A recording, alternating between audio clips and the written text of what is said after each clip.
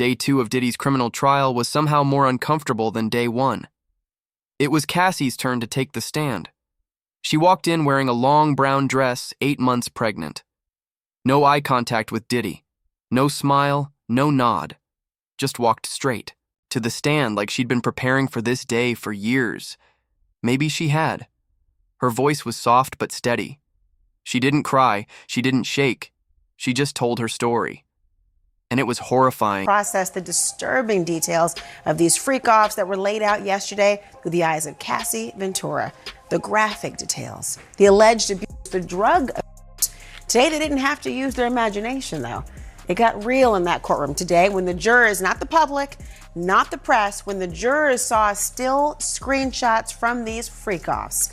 There was something so uncomfortable about the moment. Watching the jurors see something so raw and so personal in a courtroom full of eyes and full of opinions.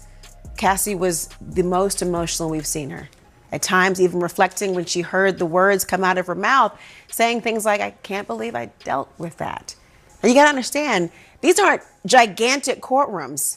Cassie and Diddy are not at opposite ends of a football field. They are feet from one another. And the only thing between them really are their lawyers. And even though all eyes were on each of them, I don't think they ever looked directly at each other. Not when she walked by him, not when she was testifying, not when at times she broke down sobbing, remembering how she loved him and just wanted him to say sorry for the things that he had done. Now, when she talked about not wanting to live anymore, or her opioid addiction, or lying to her mother about the abuse, or when it started or the extent of it, the audience was shifting uncomfortably. And sometimes, so did she. She said, Diddy beat her, drugged her, isolated her, trafficked her, and recorded her having sex with male sex workers not once, not twice.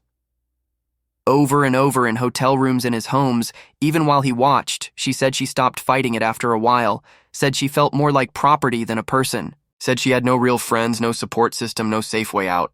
She said Diddy filmed the encounters and sometimes showed her the footage as a way to humiliate and control her. Other times he allegedly used them as threats. She said he told her if she left, those videos would ruin her. Earlier in the day, one of the male escorts Diddy had allegedly hired to sleep with Cassie also testified. His name was Daniel Phillip. He said Diddy paid him thousands to sleep with Cassie while he watched from the corner of the room. He said Cassie looked terrified, like someone on autopilot. When he left, he said he felt sick, like what he had just been a part of wasn't consensual, even if it technically... A toilet to get away from Diddy. She revealed getting a gash by her eyebrow after he threw it into a bed frame in front of her friends. She said she got stomped in the face on the floor of Diddy's Escalade for the duration of a ride home. And she claimed throughout their time together that she felt, well, powerless to make the choice to escape. Now, to make her point, Cassie talked about going to a hotel when Diddy beat her after a party in Los Angeles. She said she didn't want to stay, but felt she couldn't leave. She testified, quote, "It was not safe. I didn't have the resources I needed to get out and move, to get out and not have anybody stop me." You know, Cassie went on to say, I understood Sean's capabilities, his access to guns, and the threats that he made prior to that. Cassie clarified her testimony from yesterday as well, saying that there were times that she did try to fight back or even initiated violence. She testified she did so earlier on in their relationship, but she quickly found out it could backfire, telling the prosecutors, quote, that it could escalate the fight more and make it worse for myself. When the prosecutor asked what she meant by that, Cassie said, quote, just make him more violent, make him stronger, want to push me harder in that situation. He testified that another time he heard loud bangs and yelling from behind a closed door, a few minutes. Later, Cassie came out shaking. Her face was bruised. She didn't say a word, just walked past him with her eyes to the floor. The defense tried to suggest Cassie stayed for the money, that she was an adult and could have left if she wanted to, but the prosecution pushed back, arguing that trauma isn't that simple, and control doesn't always look like chains and locks. Sometimes it looks like luxury. Sometimes it looks like love that rots from the inside out. Described the leverage, that's the word she used, leverage Diddy had over her. She said that leverage came in the form of blackmail. Those videos specifically of the freak-offs. She testified that Diddy threatened to release them when he got angry. Cassie said, quote, "One time I dated someone else, and that is what it was all about. I'm going to put out 2 embarrassing videos of you. He just wanted to hurt me." Now, Cassie's direct testimony is actually now over. The defense, though, they're going to get their chance to cross-examine her and go into the details again tomorrow morning. I want to begin with CNN entertainment correspondent Elizabeth Wagmeister, who you and I have been bosom buddies in this court. We've been sitting next to each other, watching it all go down, and you have a unique perspective on all this and the coverage you've been doing. Talk to me, though, about the scope and of the violence and the intimidation that she laid out in court today. Yeah, Laura, so as you said, her first day of testimony yesterday really focused on these freak-offs. Today focused on the physical abuse, the domestic violence.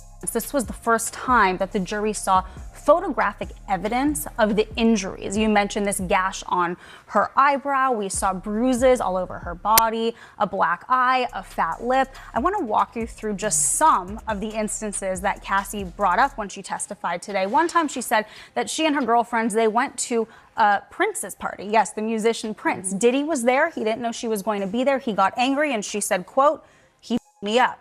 She said that after they broke up in 2018, that he raped her in her living room. Diddy sat motionless during. Most of her testimony, arms crossed, eyes fixed, occasionally scribbling something in his notebook, but he never once looked away.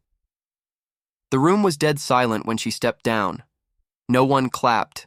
No one whispered. Just the sound of heels on the floor and a door closing behind her. Cassie was only 22 when Diddy first introduced her to what he called freak-offs. At first, it sounded like some kind of twisted fantasy, but it didn't take long before it became a regular part of her life.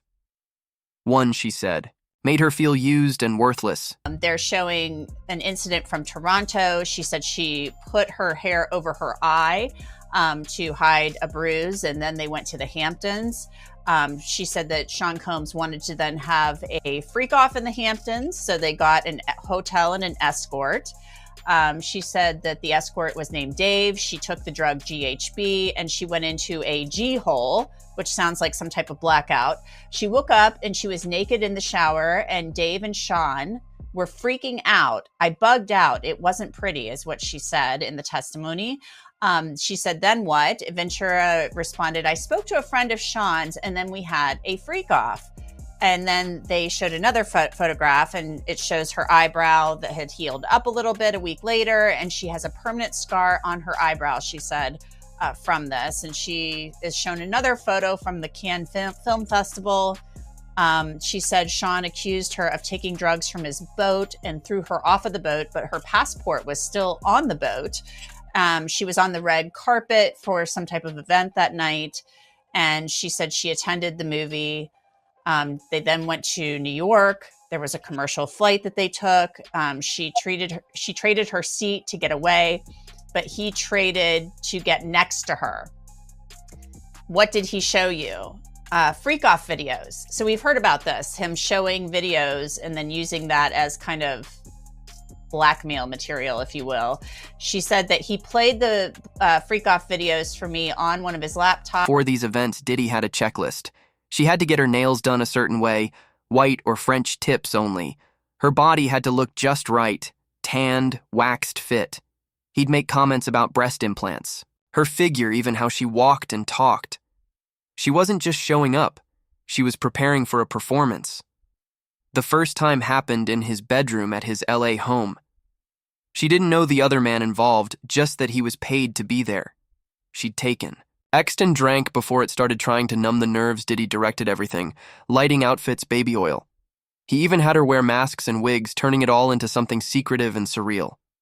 Law experts think Cassie could play a particularly important role in deciding the outcome of this case. Talk about and identify the sex workers that may have been involved, identify the locations, because again, in order for this to be a federal case, you've got to cross state lines. So if you have to establish that these activities happened in New York, happened in Miami, happened in California, that you were forcibly transferred or had to travel to each of these different locations. So the videos are going to be important from that perspective. But again, I don't think everybody's going to sit there and, watch, sex tape after sex tape after sex tape and watch Cassie be, basically raped and brutalized 10 different ways from sunrise. I don't see that happening, but I do see some snippets coming in. But I do got to say one more thing, because my inner prosecutor wants to go after what Brad said. Yeah, I had a feeling Melba was going to have something to say about what Bradford was saying. So go on, Melba. Yeah. But most importantly, I think that Melba's bringing the velvet hammer to you, Mel, not a velvet glove, a velvet hammer. Melba's fantastic. So go on, She's Melba. always been fantastic. I welcome it. Well, one thing I will say, first of all, is that sadly, I think all of us know people who have stayed in abusive relationships for a lifetime. And we know people that have died as a result of domestic violence She relationships. said one freak off could have 3 or 4 sessions. Sometimes they lasted all night. Diddy chose when they started, when they ended. Over time, they became weekly. She used drugs like Molly, cocaine, and X just to get through them. And yet she didn't say no. Not because she wanted to, but because she didn't want to upset him. She described how his eyes would go black when he was angry. That scared her. That she and her girlfriends, they went to Prince's party. Yes, the musician Prince. Diddy was there. He didn't know she was going to be there. He got angry and she said, quote, "He beat me up." She said that after they broke up in 2018, that he raped her in her living room at her home. She also said that it wasn't just her, that one time he held one of her friends over the balcony on the 17th floor of her apartment in Los Angeles and hit another one of her friends with a wooden hanger. And she lost that friendship. That was a best friend of 17 years, she described, and then they don't communicate any longer. I'm curious to see how the prosecution might develop those connections a little bit more fulsomely.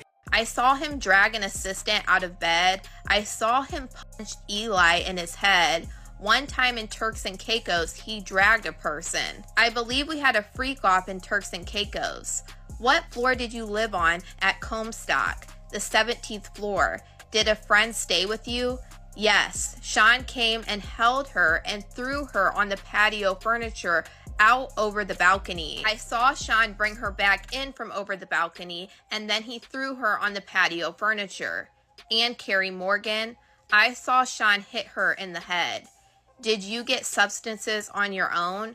Occasionally opiates. Sean would put pills in a vitamin C bottle on the sink in the New York apartment. He'd say, "You can take them." He had doctors who would write the scripts in his name of his assistant or in my name. Your brother's birthday party in Connecticut of 2013. What happened? My mother told me someone was taking pictures of me and I went and punched her in the head. You testified that your relationship with Sean ended in 2018. How was your health? I was sleepwalking. I had PTSD.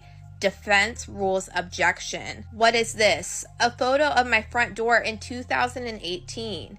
Publish it to the jury. Why is there a knife there? Sean was coming around a lot, so I had it. August of 2018, what happened? We have a closure conversation at a restaurant in Malibu. He was trying to convince me to go to Burning Man. Were you seeing anyone? My now husband, Alex Spine. What happened next? Sean came to my house and AR'd me on the living room floor.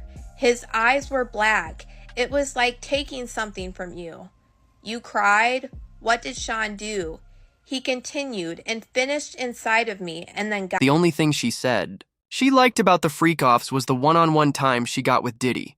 But even then, she felt invisible, like she was just there to fill a role.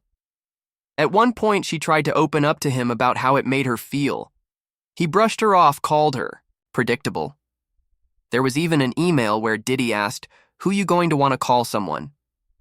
He assumed she wanted to invite others, but Cassie just wanted to be with him. They wore disguises, masks, wigs, stripper heels, afraid someone might recognize them. It happened in hotel rooms across the country, New York, Miami, Vegas. Even Turks and Chaos staff brought in everything from baby oil to candles, sometimes 10 bottles of oil in a night. That's how often and how intense it was. I went back to his house. Can you explain why you did that after he R-worded you? We had been together for 10 years. Who did you stay in touch with? Most people, though I pulled away. What did you message Sean about after that? Just checking in. What did he send you? That he had iPads full of images. Get him his money. Money back for what? For having paid my now husband to be my trainer. What did you write back? Do you want me to tell you the truth? It's much deeper than iPads. There's abuse more than freak offs. There was a time that I couldn't take my pain and I tried to walk out in traffic. My husband wouldn't let me. I had trauma therapy. Did you write? A book with chapters. My mom helped. What did you want with the book? That Sean read it. What pain did Sean put you through? Shame to carry the things that were shameful for him. I took on a lot of responsibility for that I never should have. He brought the concept to me when I was 22. It was expected of me, and I felt terrible. How did you get the chapters to Sean? Through my attorney.